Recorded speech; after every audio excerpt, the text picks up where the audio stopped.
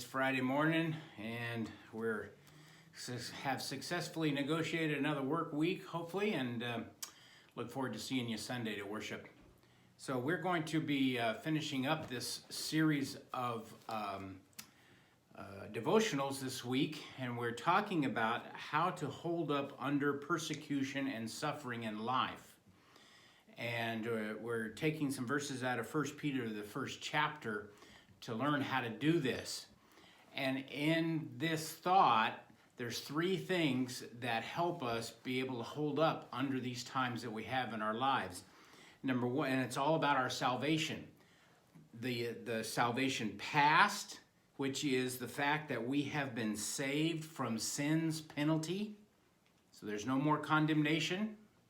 Number two was salvation present, that we are being saved from the power of sin in our lives. And this is true only of God's people. Those are the ones that have the power within them, not because of themselves, but because it's God in them, that have the power to overcome sin in their daily lives. And then finally, today we're going to talk about the salvation future. Salvation future. Now, how do we get this thought of salvation future? So if we go back to 1 Peter chapter 1, look at verse 5. He says, who are kept by the power of God through faith unto salvation, ready to be revealed in the last time. So now we're forecasting. We're talking about something that is in the future. So what is salvation future? Carrying this thought, if salvation past is being saved from the sin's penalty, salvation present is being saved from the power of sin now, salvation future is being saved from the very presence of sin. It's not going to be around anymore in the future. So salvation past, saved from sin's penalty, salvation present, saved from sin's power, and salvation future, saved from sin's presence. What a wonderful thought to think about the fact that there's coming a time in which we will no longer even have to put up with the presence of sin in us, around us, anything like that. Let's go to a few verses of Scripture to kind of expound on this a little bit. In Romans chapter 13, and verse 11, we read this, okay? Romans 13, let me get there. Here we are. Romans chapter 13 and verse 11 says, and that knowing the time, that now it is high time to awake out of sleep, for now is our salvation nearer than when we believed. So there, now we're going back to just the basic thought. Part of our salvation that God gives us is future tense. And every day that you live, you are one day closer to realizing that future salvation that God has reserved for you. And that's guaranteed, that will not be taken away. Let's go to Hebrews chapter 9. Book of Hebrews in chapter 9 and verse 28. Hebrews 9:28. So Christ was once offered to bear the sins of many, and unto them that look for him shall he appear. So now we're future, right? Shall he appear the second time without sin unto salvation. So there is, it adds that it's our salvation is future, and now he adds that element that future salvation will not have sin around. And you can read about this in Revelations toward the end there, where there's not going to be any sin anymore. And so I don't have to tell you what it's like to fight every day between the spirit and the flesh, between the drawing and the lusts of the flesh, the sinful desires of the flesh, and the Spirit of God is within us. It's a fight. It's a fight that we can win, but it is a fight nonetheless. It's not easy in that sense. And I look forward to the day when I can wake up and not have, to be aware of the fact that sin no longer dwells in me, as the Apostle Paul put it in Romans chapter 7.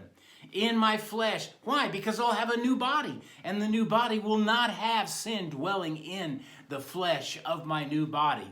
My new body will have flesh. It will be a real body, but it won't have sin dwelling in it. That won't be there anymore. And I'll just be able to relax knowing that every thought is finally, once and for all, brought into the captivity of the knowledge of Jesus Christ.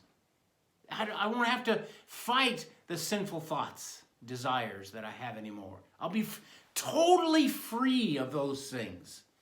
What a beautiful salvation that God has already given me, and that He is giving me day by day. Even though it's a fight, I can win the fight, but that He ultimately will give me to enjoy forevermore. There's one more thought I want to share with you, and it's in 1 Corinthians chapter 15. I preached a sermon on this several years ago, and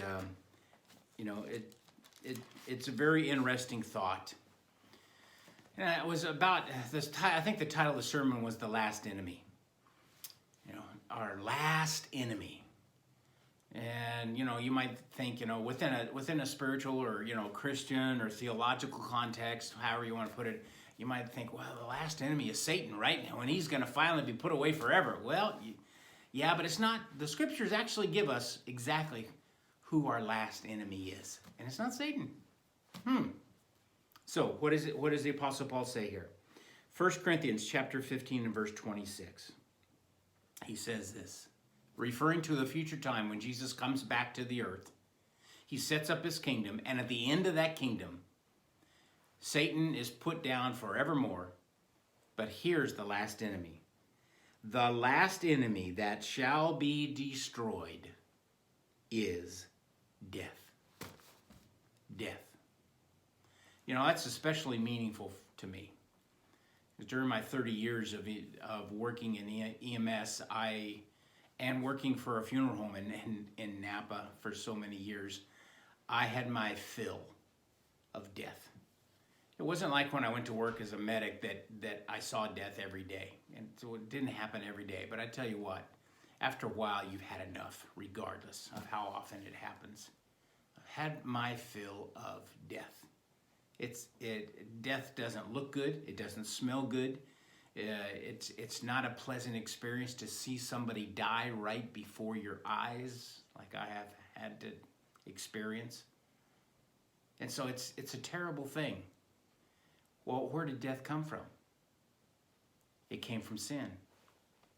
What happened to Adam and Eve when they sinned in the garden? They died.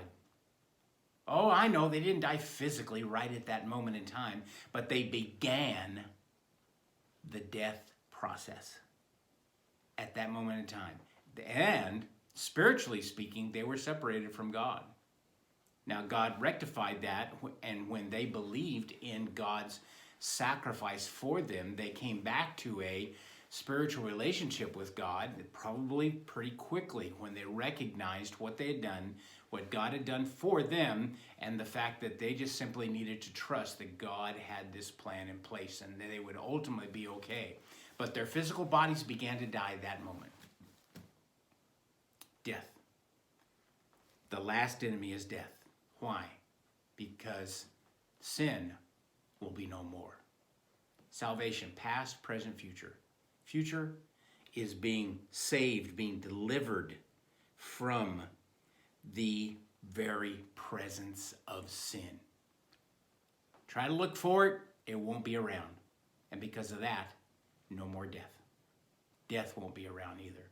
I hope you have that hope and faith, and to have that to look forward to. And that is part of what can keep you going now when things get tough. How do you hold up under persecutions and sufferings? Think about your salvation.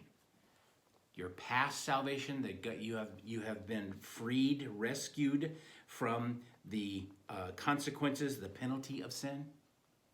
Present salvation, that you are being saved from the power of sin in your life as you look to God and submit to Him and live in faith towards Him. And that you will be saved from the very presence of sin.